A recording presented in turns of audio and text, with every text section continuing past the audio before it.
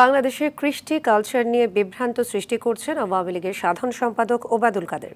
দুপুরে নয়াপল্টনে বিএনপির কেন্দ্রীয় কার্যালয়ে সংবাদ সম্মেলনে দলটির সিনিয়র যুগ্ম মহাসচিব রুহুল কবির রিজভী এই মন্তব্য করেন।